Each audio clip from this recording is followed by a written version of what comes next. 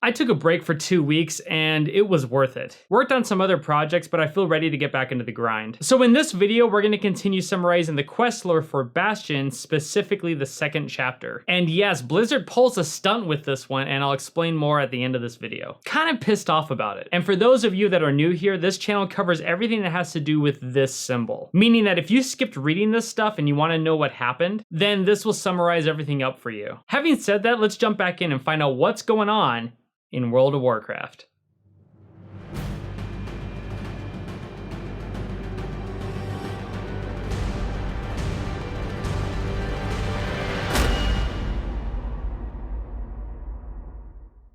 Before we get started, if this is your first time here, welcome. My name is Quaylen and I summarize the quest lore that a lot of people didn't read while playing World of Warcraft. And why am I doing this? Well, I was one of those people that didn't read anything for a very long time, and now I want to know what happened. So if you're in the same boat as me, then make sure to hit that like and subscribe button, and more importantly, make sure to hit that bell icon so you're notified when I drop a new episode. Okay, we've already finished off chapter 1 in this round, but let's do a little recap. Last time we arrived in Bastion and met up with Kalea, who showed you around the introduction area. After being welcomed, you mentioned to an ascended Kyrian named Calistheni that you need to speak with the Archon, and the only way to do that is to become ascended yourself. So Kalea begins you on a journey in order to become just that. But if you want to see the entire chapter breakdown, then go ahead and click this link right over here. So now that you're basically caught up, let's jump in and see what's happening in chapter 2. Kalea says that the next step is to journey through the Aspirant's Crucible. And for an Aspirant, that's where they prepare you for the long journey ahead. So Kalea wants you to take her steed and head out from here, while she and Pelagos make their way to the same place but on foot. Now you run up to her mount and travel all the way to Aspirant's Crucible. Once you arrive, you run up and speak with Forge Light Sophony. She says that you're unlike any Aspirant that has been here before, and the reason why so many are here to see you do this is because they haven't had anyone take this journey in a long time. So this is a pretty exciting event for everyone that lives here. So Sophony wants you to walk up to the dais and look into the flame, which will allow the Watcher to pull your memories of those you served in your life, making you relive them once again. So now you run up to the flame, and once you gaze inside, you're teleported back to the events of the Maw and relive the battle that occurred there. You then gaze into the flame multiple times, reliving your events from the attack of the Scourge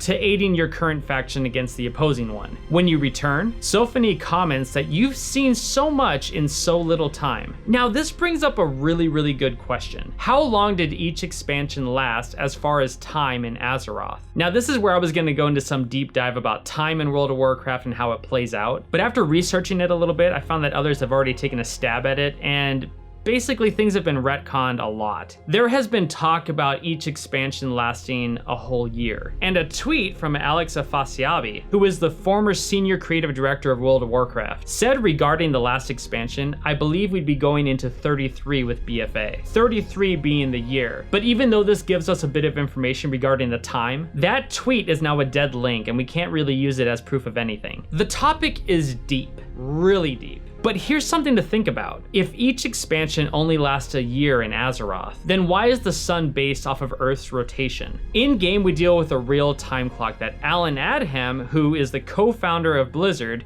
refers to as time is time. This is talked about in the World of Warcraft documentary called Looking for Group, and if you haven't watched it yet, I highly recommend that you do. But the sun rises just like our sun rises here on Earth. So if that's the case, then either each expansion is lasting more than a year, or Azeroth is defining the time of a year completely different than we are. Even though we have a calendar within the UI that links certain holidays to certain events every single month. Again, complex subject that links a lot of different viewpoints clashing together. But regardless, we do know that everything that's happened in World of Warcraft has happened in a very short amount of time. And one of the clues for that is because of what this NPC just said. So you run up to her, and she says that she was hoping to see something that would lift the other aspirant spirits up, but didn't expect to have her own raised as well. She then rewards you with the Band of Chronicled Deeds. While you were showing off your past, Kalea told Sophony why you were here, and that she places a lot of hope in you. While Sophony really hasn't reached that level of trust with you yet. She does mention one thing that could help with that though. Her forge has grown cold due to the lack of anima, and using the forge was kind of her thing. So she wants you to speak with her helper named Sika, who will tell you what needs to be done in order to light it up again. So you make your way over to the forge to see what you can do. Once you get get there, Sophony, Pelagos, and Kalea arrive as well. When speaking with Sika, she mentions that in order to light the forge we need anima, and that this stuff used to be everywhere, but with everything going on, well, it's scarce. But the ether worms in the area eat anima to stay alive, and they're not dead, so they have to be getting anima from somewhere. Sika wants you to collect 25 glowing Versuras from the ether worms in the area. She also wants you to collect 6 Adremas lilies because the bulb in that flower contains anima as well. Before heading out, you run up to Sophony. She says that before, keeping the forge burning wasn't a problem at all. The anima extractors could run constantly without ever going dry. But now it's a big risk turning them on because the ether worms show up and eat up any anima that they can get their hands on. But Sophony wants you to turn them on and extract as much as you can get. So now you head out and make your way to the extractor. Once you arrive, you activate it, which leads you to defending it from a ravenous ether worm while it collects as much anima as it can get. Once it's done and the worm is dead, you collect the little bit of anima that it was able to pull. Now you make your way over to kill the 25 ether worms for their glowing Versuras, as well as collect the 6 Adema's lilies. Once that's all done, you make your way back to Sophony and Sika back at the forge. Once you get there, you run up to Sika and hand her the anima you collected from the worms that you killed along with the bulbs from the flowers. After that, you run up to Sophony and hand her the anima that you were able to get from the extractor, which she says is somehow more and less than what she expected. She then says that we have everything we need to get this started, but the place is a mess and she'd much prefer to have it cleaned up before the forge is given life again. So apart from the stewards helping out, you begin by bringing the raw materials back into the forge. Then Sophony wants you to clean up the place while she begins working on the forge. So congratulations, you're now her personal housekeeper. Once the place is tidied up, Sophony heads over to the table. She tells you that she's grateful for your help,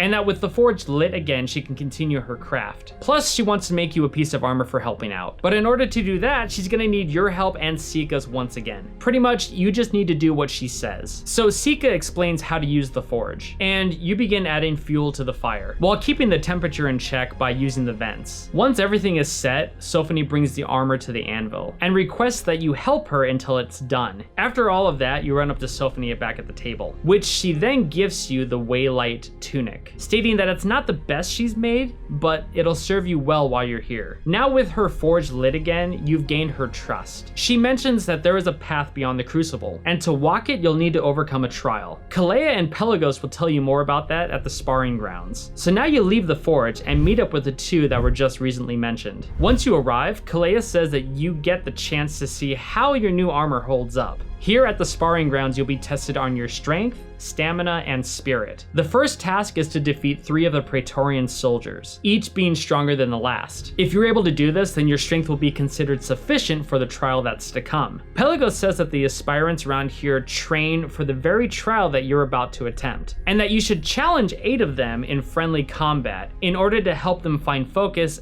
as it'll help you do the same. This is that test of stamina that we're talking about. So now you head out and fight the 8 aspirants in the sparring session, as well as defeat the 3 Praetorian soldiers. Once that's all done, you return to Kalea and Pelagos. He's impressed with how fast you were able to spar against all the other aspirants, while Kalea is impressed with your combative skills. But now it's time to test your spirit, and she wants you to fight a well-known centurion named Athanos. If you can withstand this trial, then she'll deem you worthy for what lies ahead. Well, basically, you get your butt kicked by this thing, while Kalea says that this is a necessary lesson in humility. Consider your spirit tested. No one has ever beaten this guy. Kalea then rewards you with the sparring trainer's grips for having completed the 3 tests. Now with those behind you, Sophony says that you're ready, and that she's opened the way to the Crucible's final rite. From here, you should follow the path to the south and east to find the Chamber of First Reflection. Once there, Kalea will instruct you further on what to do. So now you head out and make your way to the Chamber of First Reflection. Once you arrive, you run inside to meet with Kalea. She says that you're about to go through what Pelagos was doing when you saved him in the first chapter, and that you will be asked to draw out your burdens that held you to a mortal life. It's a painful process, but it's considered your first cleansing. Kalea has readied a few items for you in the next chamber in order for you to prepare. So you head over there, and first you bathe in the pool, put on the vestments, and ring the bell. Once the preparations are done, you return to Kalea. She asks asks if you're ready and that if you are, she won't be able to help you from here on out. Of course, you say yes and begin your descent into the chamber to begin your final ritual. Once you arrive, you peer into the 3 soul mirrors and confront yourself. Once you peer into the last mirror, your final test comes forth,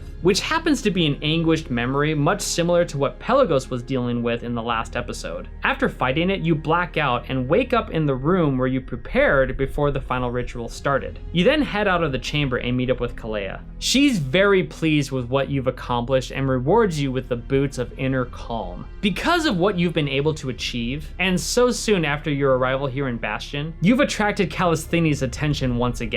And now you have a chance to request an audience with the Archon. So you head out and make your way to Callisthene. Once you arrive, you walk up and request to speak with the Archon, because you've done everything that was required in order to do so. But nope, she tells you that she told the Archon the news that you were going to deliver when you first got here. And now the Archon wants to give you a gift, which you get your wings and you get your special ability from Bastion. So after that, Callisthene leaves and says to go in service. Pretty much you were lied to. Callisthene said that in the first episode that in order to talk to the Archon, you had to become ascended. So you did that. Then after all of this, you find out that she went off and delivered the message herself. So if that's all that needed to happen, then what the crap did you go through this trial for? Wow, Blizzard, that's some really strong writing there. Kalea says that we can agree that what just happened feels a bit hollow. Yeah, no kidding. And to choose to believe that we've done all that we could. Plus, she doesn't even know what's gonna happen next. But for the meantime, we should return to Aspirant's Rest to take a break. As everyone leaves, Pelagos complains a bit about the Archon, who never showed up in the first place, and how she didn't mention anything about the Kyrian and the Maw. Anyways, by this time, the vestments wear off and you head back to Aspirant's Rest. Once you arrive, you speak with Kalea, who asks if you returning here means that you're planning on staying, thus completing the 2nd chapter in the Bastion quest line.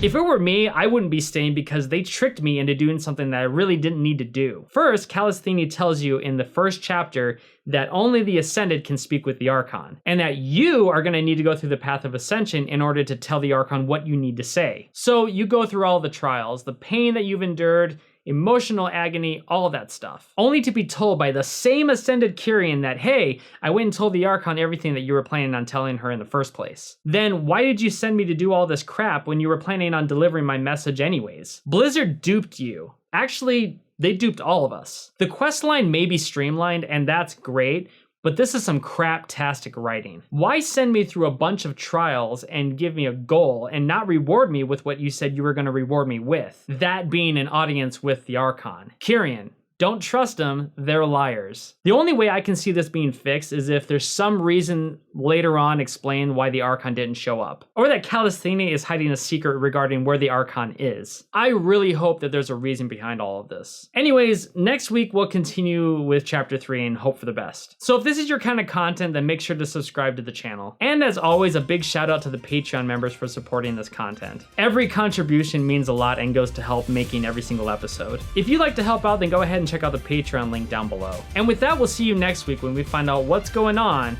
in the Tales of Azeroth.